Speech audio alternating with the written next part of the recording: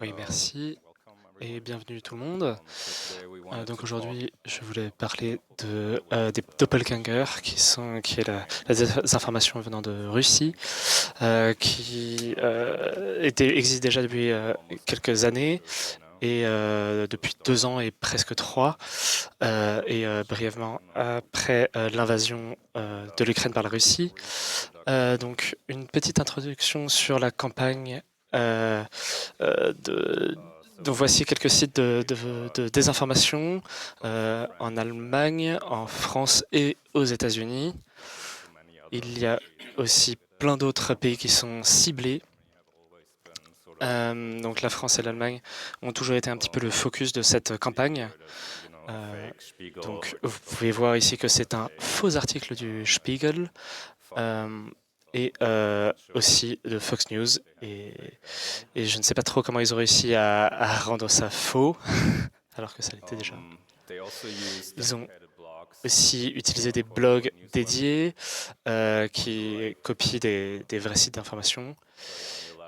Et donc à gauche, vous pouvez voir Recent Reliable News, qui est un grand site d'information, et il s'appelait avant Reliable Russian News, donc des news fiables russes. Et ils ont aussi utilisé des blogs qui ressemblaient à des sites d'information indépendants.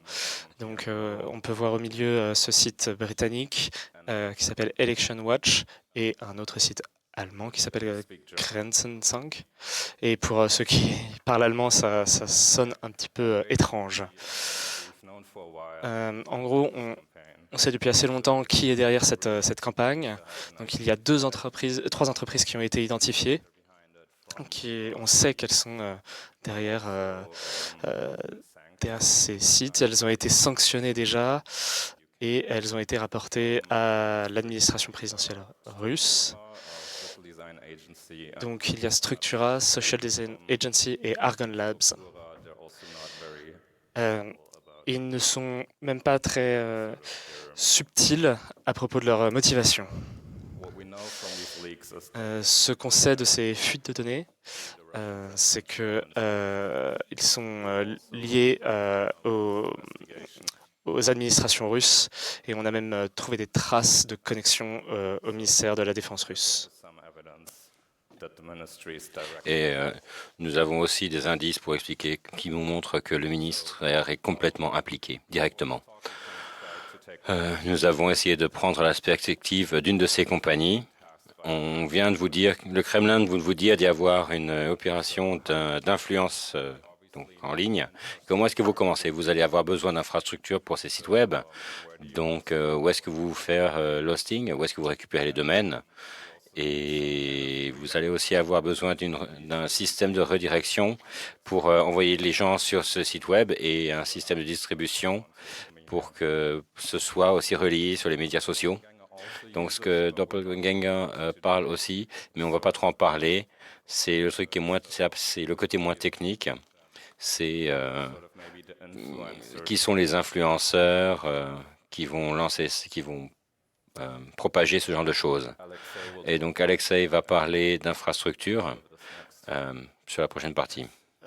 Donc, quand nous avons changé les positions, la perspective, nous sommes une des compagnies qui ont eu la tâche de mettre en place une campagne de désinformation. Il faut que nous fassions attention à plusieurs choses. C'est une campagne hostile contre l'Ouest, donc ça va être combattu. Donc, il nous faut une infrastructure très solide qui est difficile à combattre. Et qui sait comment le faire? Des criminels qui font ça depuis des années.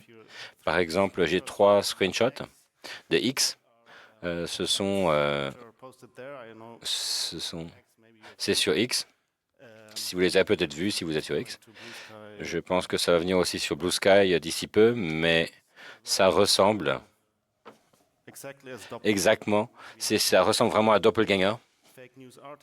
Nous avons des articles, de faux articles, des accounts, des utilisateurs qui les postent. Mais ce n'est pas doppelganger, c'est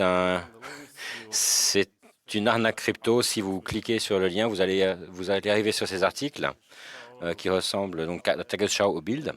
Mais derrière, il y a des liens pour des sites d'investissement crypto où vous allez juste perdre votre argent.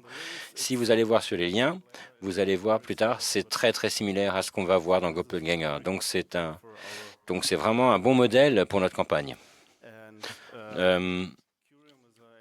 Curium, c'était une organisation non gouvernementale de Suède, avec qui nous avons fait nos investigations et ils ont fait exactement ce genre de choses. Ils ont travaillé sur ce genre de choses pendant très longtemps et ils ont fait ce graphique. Donc, si vous regardiez au milieu, vous voyez les 3 fichiers.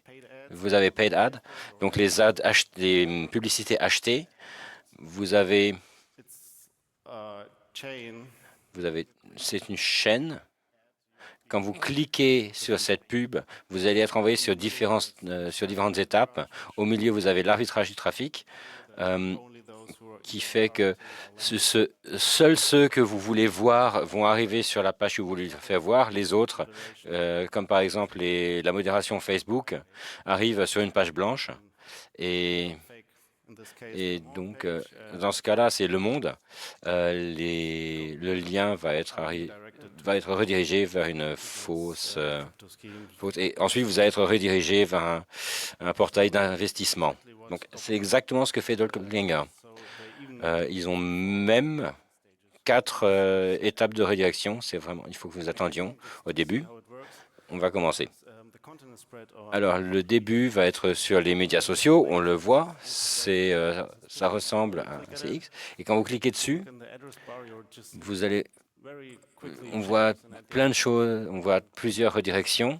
Et avant d'arriver sur le faux Washington Post. Un autre exemple. Donc ça, ce sont les domaines. C'est pas chronologique, mais on voit les différentes étapes quand même, dans des positions différentes. Mais sur la deuxième position, on voit Spinner Limited. C'est un des derniers. C'est doppelganger en fait. C'est un des faux sites, des sites de faute d'information de doppelganger. Donc, on a fait une petite infographie pour un des articles qu'on a publié cet été. Donc, voilà les 4 étapes dont vous parlez au début. Donc, tout en haut à gauche, on voit des domaines jetables. Donc, c'est des domaines qu'on utilise pour poster sur les réseaux sociaux, qui vivent très peu de temps et ils changent en permanence. Et ils redirigent ensuite vers des domaines intermédiaires où là le trafic est filtré. Et ensuite, on a un second filtre de trafic qui est les domaines Ketaro, qui enfin redirige vers le domaine final. Et enfin, on va vous parler de l'infrastructure d'hébergement qu'on a identifiée pour que les doppelgangers utilisent. Donc, en gros, on regarde le premier étage. Donc, ce sont les domaines jetables que les doppelgangers utilisent.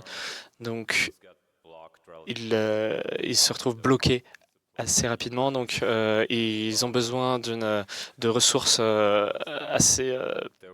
en permanence, de ressources de nouveaux domaines. Donc, il y a une douzaine ou 2 douzaines d'entreprises qui fournissent de façon autonome à des individus russes. En fait, ils mettaient en place ces entreprises en Angleterre avec à peu près les mêmes adresses, ce qui leur permet d'utiliser ces infrastructures d'hébergement. Et en fait, on se rend compte qu'elles sont toutes connectées à une seule entreprise d'hébergement en Russie, qui est AISA. Il y a aussi Hetzner, qui est utilisé comme hébergement intermédiaire, et une entreprise russe qui s'appelle VDSINA. Et enfin, pour le domaine de destination, qui sont les blogs, les sites d'information de fake news, etc. Beaucoup utilisent Cloudflare et ils sont hébergés par Hostinger, qui est une entreprise finnoise, je crois. Et ensuite, il y a d'autres entreprises d'hébergement un peu grecques qui sont comme Chinjiru ou Zumbro Hosting Companies. Juste pour vous donner un petit exemple de ces petites entreprises d'hébergement qui étaient mises en place par les Russes, il y en a une qui s'appelle TN Security. Donc oui, il y a une sécurité dans le titre de la slide, donc c'est TN Security. Donc cette entreprise est enregistrée par Anastasia Berezina, qui a à peine, qui a presque 20 ans. Donc on dit que elle vient de Lettonie et elle a mis en place cette entreprise en août 2023 en Angleterre. Et donc c'est un des fournisseurs principaux pour les doppelgangers, donc qui fournissent des domaines jetables, des noms de domaines jetables. Ce qu'on a vu, c'est déjà on a contacté TN Sécurité, on a vu, ils nous ont confirmé qu'ils étaient russes. Et quelques jours avant la mise en place de cette entreprise, elle a dit sur les réseaux sociaux qu'elle quittait son boulot. Donc, il y a peu de chances que ce soit vraiment elle qui ait géré cette entreprise. Pas entendu. Ah, son travail de coiffeuse, pardon, oui, tout à fait. Et donc, cette entreprise est toujours exploitée et ils cherchent des zero day, des failles zero day pour Windows pour plus de $300,000. Et on a aussi des compagnies d'hosting gris. Donc, tout ce qui est autorisé, ils peuvent faire du phishing tant que c'est pas les Américains. Pas les Russes, donc ça c'est un screenshot d'un forum hacker. On a traduit du russe bien sûr, mais on peut voir c'est Colatost. Et on a une liste de ce qui est autorisé, par exemple le phishing dans les États-Unis ou en Europe, les arnaques à la crypto, stealers, botnet, etc. Par contre, donc on n'a pas le droit de faire quoi que ce soit contre la Fédération russe. Ils ont aussi des screenshots de leur abuse, de leur boîte email inbox abuse. Donc, si ils montrent que leurs abuses, ils montrent qu'ils ne répondent pas. Donc, personne ne va pas s'en occuper. Si vous voyez, mais la raison n'est pas suffisamment bonne, mais on peut voir aussi les Autrichiens. Ils ont confirmé, une agence de cybersécurité autrichienne a confirmé qu'ils avaient envoyé une plainte, mais ils n'ont pas dit ce qui s'était passé. Et sinon, nous avons aussi Stark Industries, qui est une compagnie utilisée par RRM, donc un site de fake news. C'est aussi utilisé par d'autres des groupes pro-russes, par exemple des gens activistes comme No Name 05716. Il y a aussi des attaques DDoS contre ceux qu'ils pensent être les ennemis de la Russie. Ça peut être l'Allemagne, l'Ukraine, la Suisse, les pays nordiques, les États-Unis par exemple. Et la façon dont ils le font, c'est une compétition. Vous pouvez aller sur ce channel, sur ce Telegram, vous téléchargez leur logiciel ou leur script. Et ensuite, la personne qui peut prouver qu'elle a eu le plus grand impact avec leur part du DDoS a une récompense financière.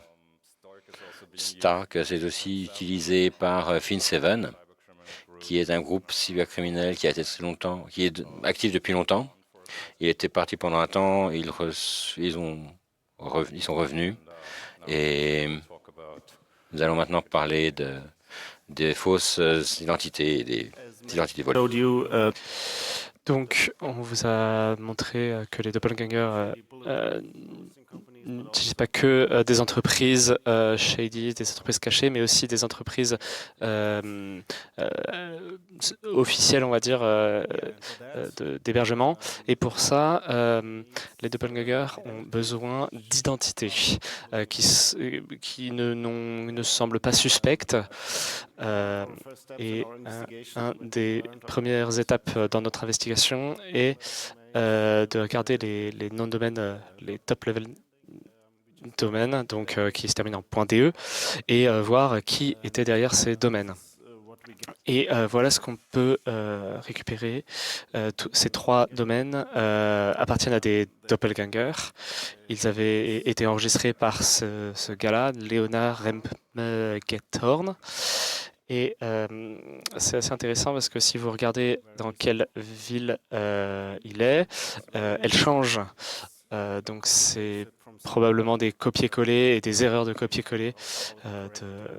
Et il ne sait peut-être pas quelle est la bonne orthographe est. Et on ne sait pas on peut trouver quelle est la liste de domaines que ce gars a enregistré, et cette liste est très très longue. Donc voilà tous les domaines qui sont enregistrés par cette même personne.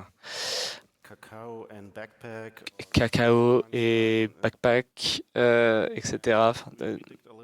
Et on a continué à chercher et on a trouvé des profils sur des fausses boutiques, des comptes bancaires qui étaient enregistrés par ce gars-là aussi. Donc une entreprise britannique qui est gérée aussi par ce gars-là. Et bon, on a continué à être curieux et on s'est rendu compte que ce gars existe réellement en fait. Et il y a quelques années, il a été victime d'un vol d'identité et maintenant il est juste en permanence.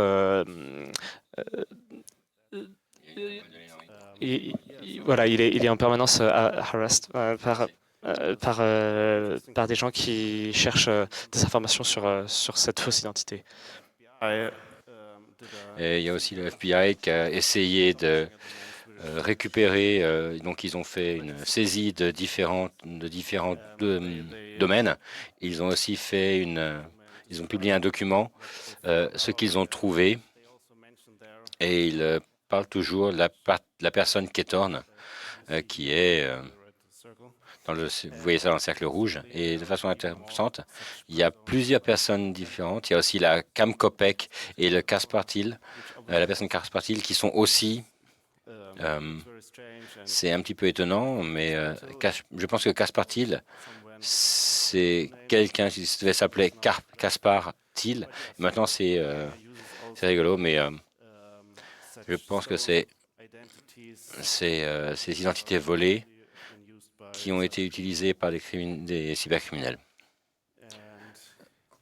Ensuite, bien sûr, si vous faites des paiements, il faut aussi ne pas montrer d'où vient l'argent, il faut cacher d'où vient l'argent. Si vous payez à Exner avec de l'argent d'un compte russe qui va être vérifié pour les activités suspectes, soit vous allez utiliser une carte de crédit qui a été émise par une institution financière à une vraie personne, ou alors elle paye avec des crypto-monnaies qui viennent de réseaux criminels. Ouais. Donc maintenant, Max va vous dire comment nous distribuons tout notre contenu. Alors, la première chose qu'on va faire, qu'on a trouvé, c'est que c'est une méthode pour contourner la modération des réseaux sociaux. Certains ont entendu parler de ce veau, ne le connaissiez pas, ils appellent ça le cloaking, un service de cloaking. Et ce que ça fait, c'est on poste une pub sur Facebook ou sur X. Ces plateformes vont vérifier s'il y a même s'il y a une redirection, ils vont vérifier de vérifier où va ce lien en fait. Et avec un service comme celui-ci, vous pouvez cacher la destination. En fait, ils ont une possibilité de vérifier d'où vient la requête. Est-ce que c'est quelqu'un de Facebook, de la modération Facebook, ou est-ce que c'est un bot que Facebook utilise pour ce but, ou est-ce que c'est un vrai utilisateur? Donc on a regardé, on s'est aperçu que c'est un énorme business. C'est un système, un forum russe qui s'appelle Facebook Killer. Et vous pouvez utiliser ça, ce sont différents domaines que vous pouvez utiliser pour poser des pubs illégales sur Facebook ou X. C'est une compagnie russe qui vous permet d'éviter les... Il y a un système de contournement des sanctions financières. Donc, vous avez aussi des systèmes de d'autres bulletproof, donc ce qu'on a vu tout à l'heure. Vous avez aussi comment acheter des pubs sur Facebook, TikTok. Et nous avons aussi les systèmes de cloaking, enfin les services de cloaking. Et nous avons aussi vu une autre boutique en ligne qui est probablement utilisée par Doppelganger. Nous avons cette information. Merci à des chercheurs. Merci Marcus qui est en train de regarder. C'est pas une seule boutique, c'est une boutique de boutiques. C'est Rent WS qui vous permet de créer votre propre boutique. C'est comme Amazon ou eBay. Vous pouvez faire du Facebook, Twitter, tout ce que vous voulez, vous pouvez l'avoir. Ce que nous avons trouvé aussi, qui était surprenant, c'est que Doppelganger utilise un système utiliser Care, un système de cloaking, et on a vu que c'est un Ukrainien qui s'en utilise. C'était un mauvais choix, donc quand on l'a contacté, il a directement, rejeté leur compte. Il a fermé leur compte, pardon.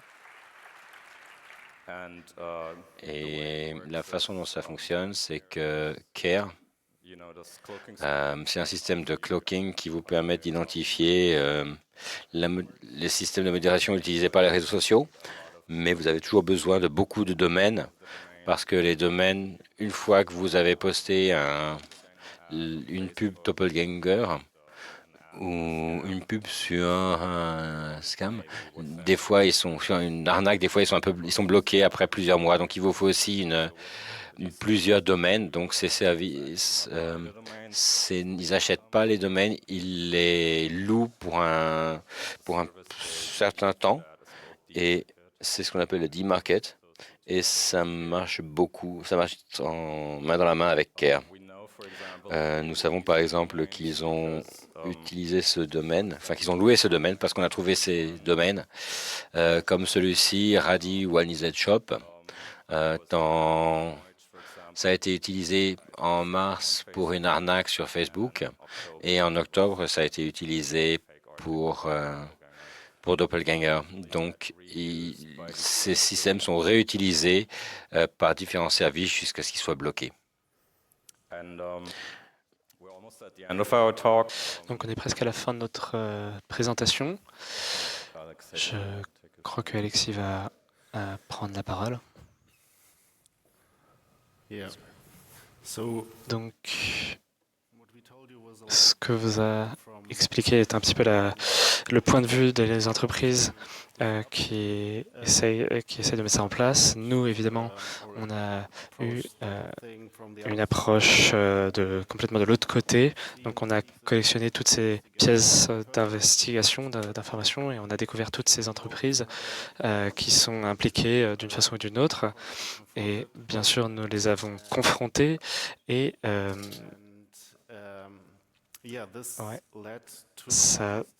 ça a amené au moins pour quelques grosses entreprises la majorité des entreprises ont arrêté, ont coupé en fait les services pour les doppelgangers et, donc les doppelgangers ont dû chercher d'autres services pour se restructurer et pour certaines fonctionnalités c'était simple pour eux, mais pour d'autres, pour les filtrages de services, de trafic, c'était plus compliqué. Et pour certaines entreprises, ils ont vraiment eu du mal à remplacer ces chaînes de redirection. Et donc, ils ont été vraiment affectés. Les liens des bots ne pointaient vers plus grand-chose, vu qu'en fait, ils ne savaient pas comment corriger ces redirections. Et donc, mais bon, ils s'en fichaient un peu parce qu'ils ont juste rapporté des informations à l'administration et donc ils ont juste dit ce qu'ils voulaient et voilà.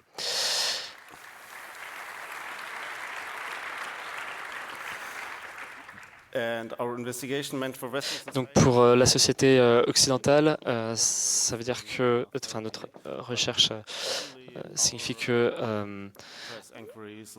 donc il faut continuer à pousser et à casser ces chaînes de redirection et les entreprises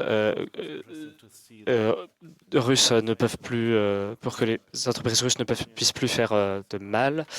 Et les fonctions de modération fonctionnent, mais il faut informer les hébergeurs que leurs systèmes sont utilisés pour de la propagande et qu'il y a des moyens qui fonctionnent de contenir ce type de campagne.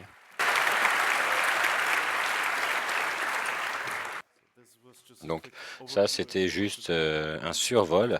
Si vous voulez voir tous les détails, ce sont les 3 articles principaux de cet été. Donc, on parle d'abord de Stark Industries, dont Max a parlé. Et donc, en novembre, nous avons vu que les adresses IP du ministère de la Défense et les accès les comptes de doppelganger aux différents endroits, c'était impressionnant. Et après ça, nous avons une attaque DDoS après l'avoir publié. Donc ça, c'est une autre histoire. Mais on peut le lire, tout est en anglais. Et voilà, donc merci, c'est tout. Et puis merci encore à Curium qui nous a aidés pour nos investigations. Nous avons aussi beaucoup de données de BotiBlock, d'Antibot et Spammers aussi. Et voilà. Et puis si vous avez des questions, eh ben merci.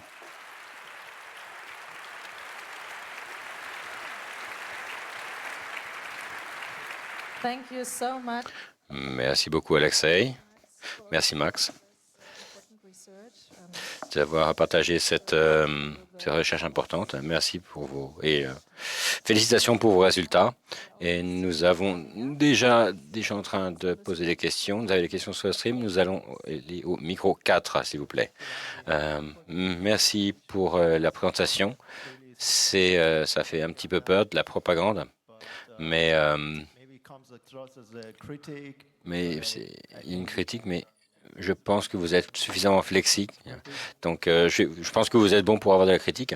Vous êtes bon. Mais quelle est la nécessité de... Pourquoi est-ce que c'est important que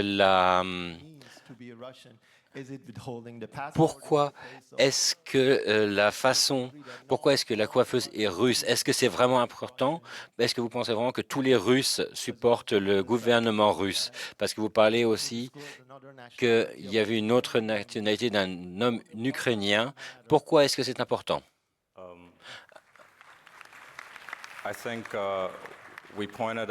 Alors nous avons dit qu'elle était russe et vivait en Russie parce qu'elle avait des fausses informations quand elle a mis en place sa société en Angleterre. Donc je pense que c'était la raison pour nous avons dit ça. Et l'autre c'était ukrainien, puisque c'était sa motivation pour fermer les comptes du russe, puisqu'il ne supporte pas la propagande contre son propre pays, alors alors que son pays a été attaqué. For the signal Merci, l'ange de signal. Est-ce qu'il y a une question d'Internet? Il y avait ce service qui s'appelait Freenom, qui fournissait des domaines libres. Est-ce qu'il y a un lien avec ce sujet, avec tout ça?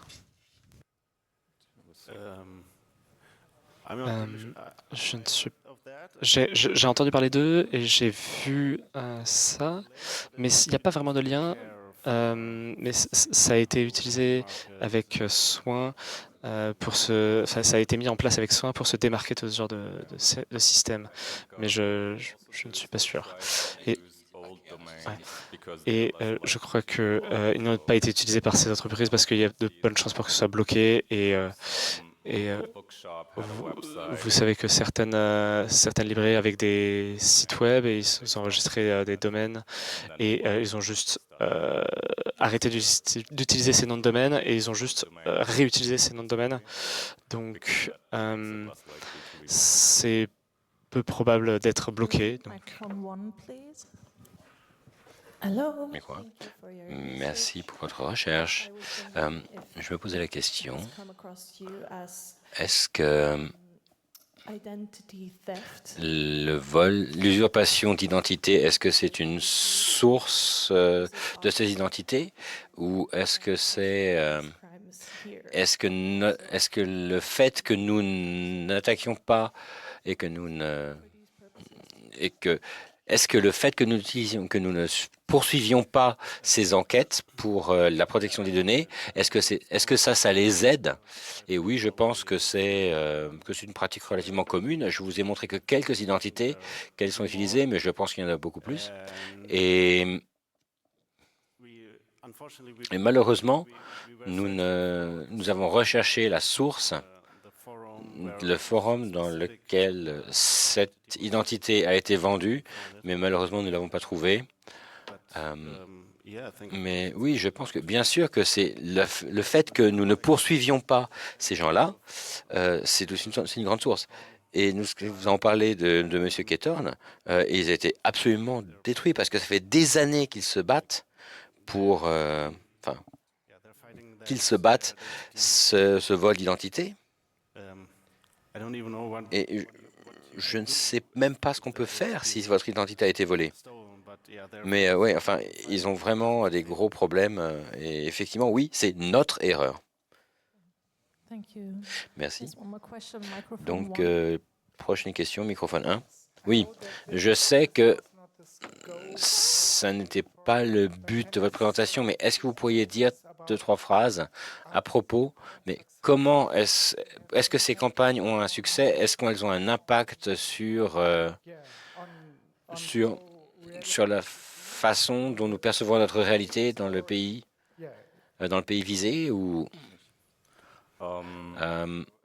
donc c'est difficile de dire avec Doppelganger ou en général. Vous savez que ces désinformations, ce qu'ils font, c'est qu'ils vont essayer d'exploiter des narratifs préexistants. Donc ils ne font pas forcément, ils n'essaient pas de créer leur propre narratif. Ce qu'on voit avec Doppelganger, c'est qu'il y a de grandes chances qu'ils ne mentent pas seulement au pays, mais aussi au Kremlin. Il y a des indications qu'ils rapportent des faux chiffres d'engagement au Kremlin. Donc, que c'est pas aussi succès, il n'y a pas autant de succès qu'ils le prétendent, mais ils veulent continuer à être payés. Pour eux, c'est juste un travail. Ils essayent de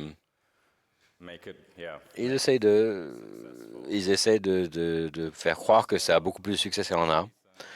Il y a aussi une campagne adjacente à Doppelganger qui s'appelle Matryoshka. Et il y a quelques indices, et c'est à peu près la même chose. Et ce que nous disons, c'est leur cible, c'est les news et fact-checkers et on leur envoie en leur demandant est-ce que vous pouvez vérifier ça et écrire un article dessus. Ça veut dire que du coup, ils puissent récupérer ces articles pour leur dire regardez à quel point on a du succès puisqu'ils ont fait un article sur notre vidéo. Yeah, wow. Donc, wow. Une question. Quelles informations vous voulez avoir, par exemple, des gens qui sont en train de regarder ça? Qu'est-ce que vous voulez continuer à rechercher?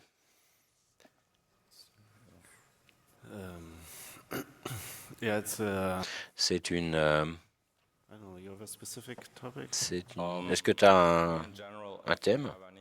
Si vous avez des informations sur ce genre de thème, des comptes volés, où est-ce qu'ils sont vendus?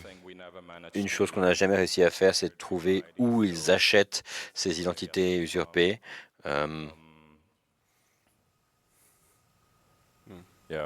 Ouais. Aussi, si vous y connaissez en infrastructure de hosting, des infrastructures, on aime en entendre parler puisque c'est relativement neuf pour nous. Thank you. Merci. Do we have still one more? On a une autre question? Non. Okay. OK, bon. Everybody else, Eh bien, tout le monde, tous ceux qui ne voulaient pas être dans le stream avec leurs questions, venez nous voir et parlez à Alexei et Max et about it. Where can people parlez-en. find you? Où est-ce qu'on peut vous trouver après la talk? Ici ou ensuite à l'Assemblée collective? Corrective, pardon. Ouais, on va juste être là et vous pouvez nous voir et on peut parler. Ouais. Et sinon, vous avez nos adresses email et nos comptes Blue Sky. Voilà. Je pense que dans mon profil pour cette talk, vous avez aussi mon numéro de signal. Ouais. Okay, wonderful. Voilà. Thank you so much again. Merci beaucoup encore pour cette présentation. C'est votre applaudissement.